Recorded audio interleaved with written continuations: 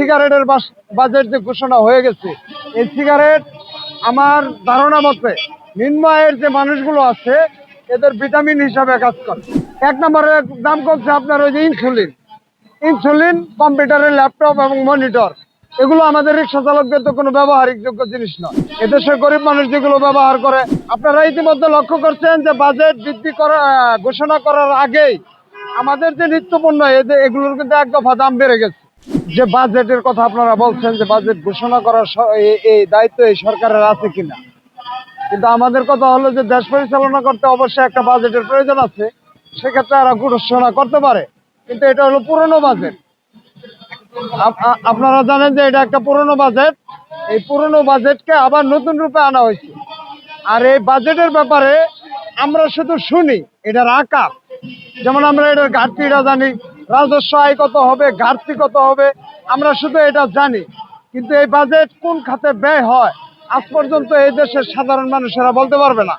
আর দ্বিতীয় কথা হলো যে এই যে বাজেট, আপনারা ইতিমধ্যে লক্ষ্য করছেন যে বাজেট বৃদ্ধি করা ঘোষণা করার আগেই আমাদের যে নিত্যপণ্য এগুলোর কিন্তু এক দফা দাম বেড়ে গেছে।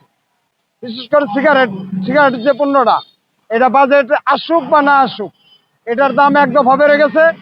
এবং কি এই যে দ্বিতীয় দফা কালকে যে বাজেটের ঘোষণা করার সাথে সাথেই এই যে সিগারেটের বাজেট যে ঘোষণা হয়ে গেছে, এই সিগারেট আমার ধারণা মতে নিম্ন আয়ের যে মানুষগুলো আছে এদের ভিটামিন হিসাবে কাজ করে।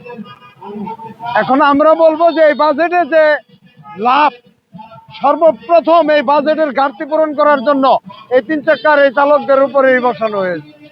আপনারা দেখেন যে 3-4টা পণ্যের দাম কমছে। এক নম্বরে দাম কমছে আপনার ওই যে ইনসুলিন, কম্পিউটারের ল্যাপটপ এবং মনিটর, এগুলো আমাদের রিক্সা চালকদের তো কোনো ব্যবহারিক যোগ্য জিনিস নয়। এদেশের গরিব মানুষ যেগুলো ব্যবহার করে, যেমন ডাল, চাল, জিরা, এই আপনার প্রসাধনী, আদা, লবণ, যা কিছু আছে প্লাস্টিক পণ্য, সব পণ্যের দাম বৃদ্ধি করছে। কিন্তু আমাদেরকে একটা আশ্বস্ত করা হয়েছে, সেটা হলো যে নিত্য পণ্যের দাম কমানো। আপনারা জানেন যে এই দেশে গত 54 বছর এই নিত্য পণ্য নিয়ে যত কারচুপি হয়েছে আর কোনো কাছে এত বড় কারচুপি হয়নি। আমাদের সামনে আশার বেলুন দীর্ঘ 54 বছর ধরা হয়েছে যে এই যে বড় আকারের একটা বিলিয়ন বাজেট হচ্ছে, হ্যান হচ্ছে, ত্যান হচ্ছে। আসলে আমাদের জীবন মানের কি পরিবর্তন হচ্ছে?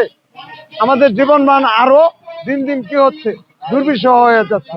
এই যে 7,89,892 কোটি টাকা বাজেট, এত বড় একটা বিগ বাজেট, এই বিগ বাজেট আমরা যে শুনবো এটা ব্যয় কে হলো, কে খায়, কে পায়, আমরা আর কিছুই জানবো না।